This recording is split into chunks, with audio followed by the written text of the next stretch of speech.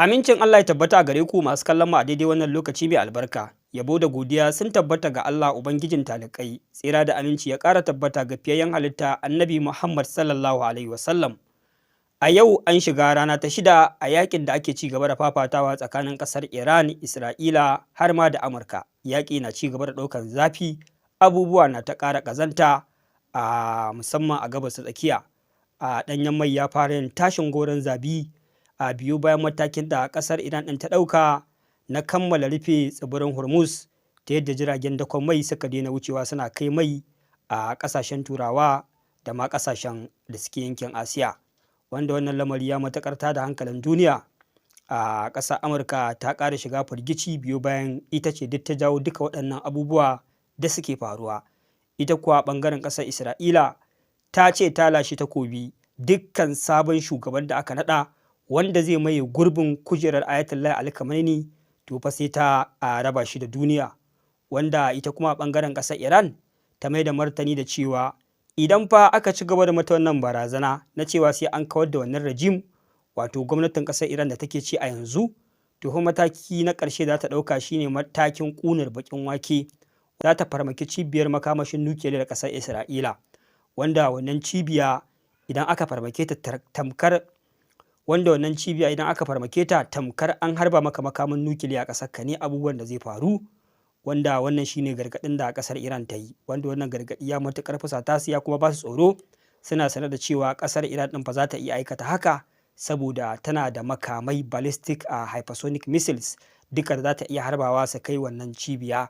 Wanda a jiya an ji labarin cewa ƙasar Amurka ita ma ana ta ɓangare ta yi gwajin makamin nukiliya, wanda ake ganin kamar ta yi haka ne ta jama Iran kunne da kuma nuna mata cewa kusan abin da ya faru da ƙasar Japan shi ma dai zai iya faruwa da ita. Abubuwa da dama da ake jin tsoro su faru a wannan yaƙi su ne da suke faruwa suna ta ƙara ƙazanta, wanda lamarin ya fara zama abin tsoro. A matakin da ake ciki a yanzu dai babu wata hanya ta diflomasiyya a tsakanin ƙasashen guda uku.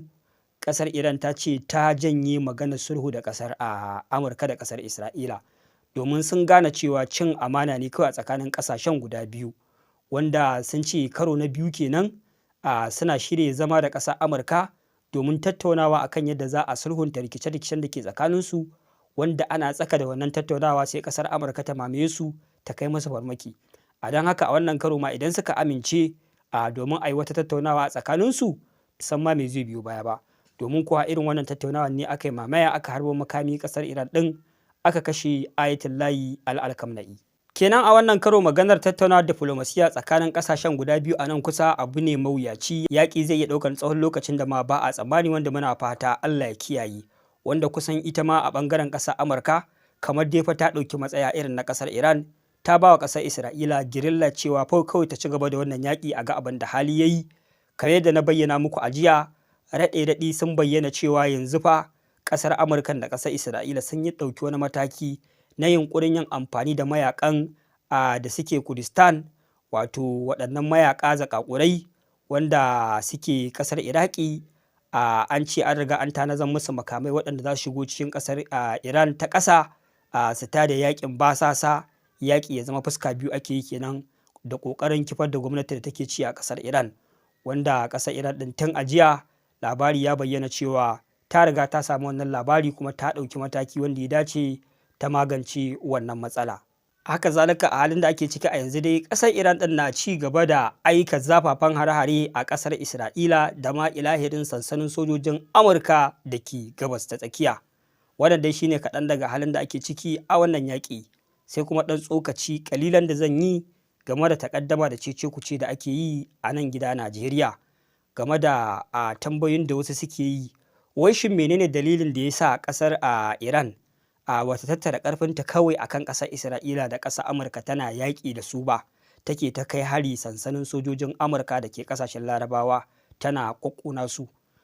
Kusan in ce waɗanda suke yin wannan tambayar da yawa ba su san halin da ake ciki a wannan yaƙi ba, kuma ba sa bibiyar lamarin, kuma ba su san matakin ƙasar Iran ko matakin a ce ƙarfin sojanta ko ƙarfin makaman yaƙinta ba.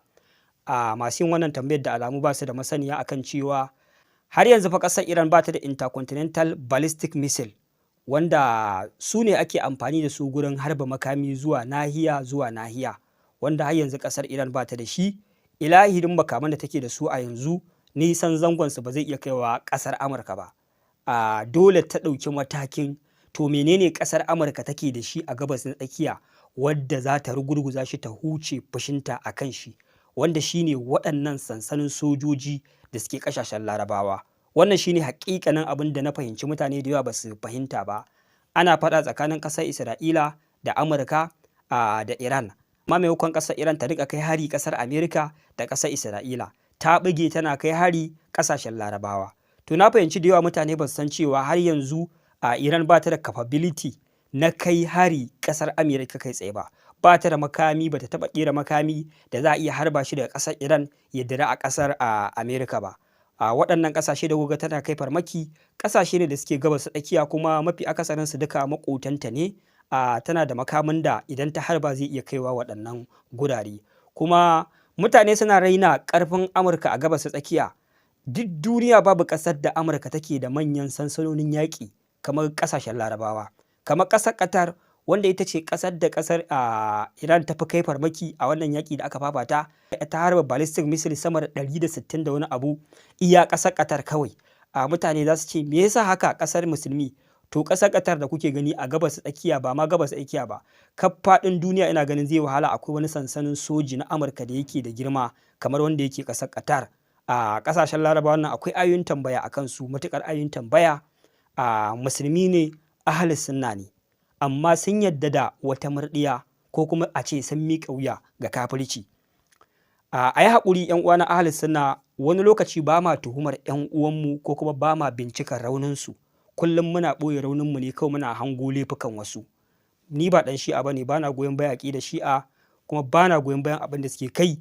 Amma fa wannan yaƙin akwai wata fuska da yake da ita da dole duk wani musulmi ya kamata ya kalli wannan fuskar. Duk tsananin ƙiyayya da take tsakanin ahlus sunna da 'yan shi'a, na rantse muku da Allah ba ta kai ƙiyayya da take tsakanin musulmi da kafiri ba. Wato laifin da ahlus sunna suka yi a gabas ta tsakiya ya wuce yadda ba kwa tsammani.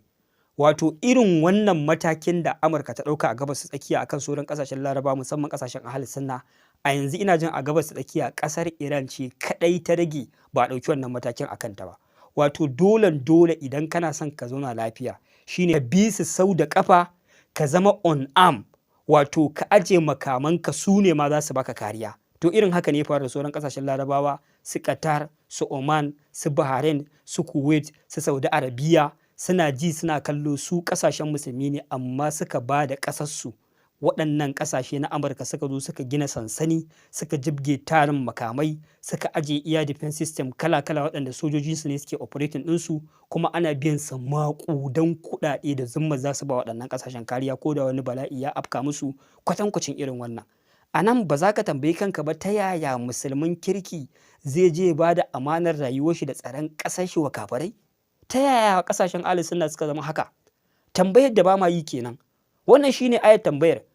Yanzu haka yaƙin nan fa da ake fafata da ƙasar Iran da ƙasar Isra'ila da ƙasar Amurka, a bisa wannan dalilin ne.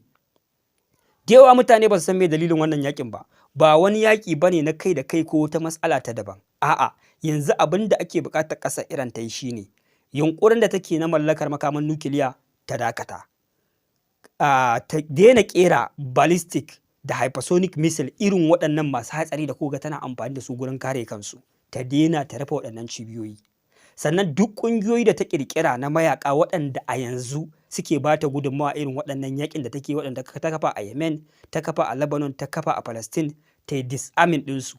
Ana so ƙasar Iran ta dawo ba ta da wani ƙarfi, sai dai kawai yanzu abin da aka ga dama aka sa ta shi za ta yi, abin da aka hana ta shi za ta hannu. Kamar yadda ɗan kwanakin baya faɗa kawai da ya ɓarke tsakaninka da Isra'ila, duka fara ganin ruwan bama-bamai a ƙasarka. To tana sanar da ba abin da za ka iya yi sai dai kai Allah ya isa. Yanzu haka ilahirin ƙasashen Larabawa da take gabas tsakiya babu ƙasa ƙwaya ɗaya da za ta iya fito da ƙasar Isra'ila. Me dalili? Saboda gwamnatocinsu sun amince ba za su ƙirƙiri kowane irin makami mai hatsari ba, kuma rayuwarsu da tsaron ƙasarsu yana hannun ƙasar Amurka ne. Kuma duk da ƙasar Amurka tana tsaronsa, ƙasar Isra'ila tana da 'yanci ta kai farmaki ƙasar da base ɗin Amurka yake, kuma Amurka ba za ta kare ka ba. Akwai, kamar da na gaya muku, base mafi girma a duniya na ƙasar Amurka a gabas tsakiya shine wanda yake Qatar. Amma kuma ƙasar Isra'ila ta kai hari ƙasar Qatar, amma kuma sojojin da ke ƙasar Qatar na Amurka ba su tare waɗannan farmaki ba, saboda ƙasar Isra'ila ce ta kawo. To a nan ya kamata al'ummarmu su ringa ƙalubalantar ƙasashen Ahlus Sunna bisa irin wannan sakaci da rayuwarsu da suka yi. Wannan shi ne abin da al'umma ba su fahimta ba, wannan shi ne yaƙin da ake yi da ƙasar Iran, da ƙasar Isra'ila, da ƙasar Amurka. Bisa wannan dalilai ake wannan yaƙi. Wannan gaba ce na ce ina so zan ɗan yi wa mutane taƙaitaccen bayani, musamman ga masu cewa me yasa wai Iran ba ta kai hari ƙasar Amerika kai tsaye. To wannan shi ne dalili. Ƙasar Iran ba ta da makami da zai iya kai wa ƙasar Amerika. Wannan shi ne. Allah ya sa mu dace.